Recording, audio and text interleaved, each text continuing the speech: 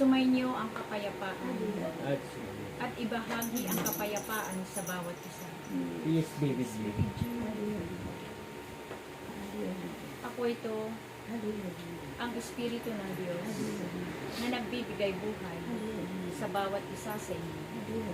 Muli ako'y naririto sa gawain ng Diyos, sapagkat ito ang araw na kayong lahat ay magsalo-salo sa gawain ng Diyos.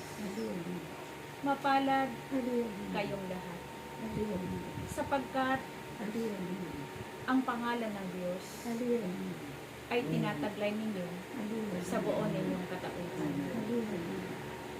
Patuloy na taglay ninyong lahat ang mga kapangyarihan na ipinagkatiwala ng Diyos sa bawat isa sa inyo. Nawa ang mga kapangyarihan na iyan, nawa ito ay gamitin ninyo para sa kaligtasan ng inyong kapwa. Ipinagkaloob sa inyo ang mga kapangyarihan na iyan upang ito'y hindi nyo itago. Ito ay patuloy ninyong gamitin para sa mundo nito. Kaya mapalad kayo, aking mga anak, sapagkat kayo'y patuloy na sumusunod sa kalooban ng Diyos. Ang mga kapangyarihan na ipinagkatiwala ng Diyos ay ibinabahagi ninyo sa inyong kapwa. Kaya mapalad ang komunidad na ito na pinagkatiwalaan ng Diyos, sapagkat marami kayong napapagaling na mga tao na salat sa salapi. Kaya sa pamamagitan ng inyong kapangyarihan na tinanggap mula sa Espiritu Santo ay ginagamit ninyo sa kabutihan. Kaya mapalad ang komunidad na ito. Kaya huwag kayong mag-alala.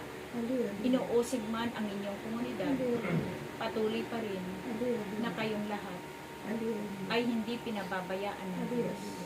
Patuloy niya kayong ginagabayan at pinapatnubayan sa inyong mga kabutihan.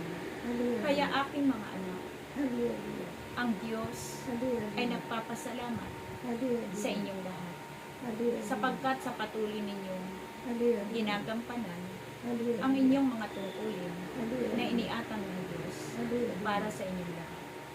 Kaya ang Diyos ay mahalaga siya sa inyo. Patuloy niya kayong iniibig, patuloy niya kayong pinatatawad sa inyong mga kasalanan. Kaya nawa, pagbutihan ninyo, aking mga anak, ang paglilingkod sa Diyos. Huwag kayong hihinto sa inyong paglilingkod. Anuman ang maranasan ninyo sa inyong mga buhay, patuloy kayo tagasunod ng Diyos. Salamat sa inyong lahat. Naway manatili kayo naglilingkod hanggang wakas ng inyong mga buhay. Salamat sa inyong lahat. Praise.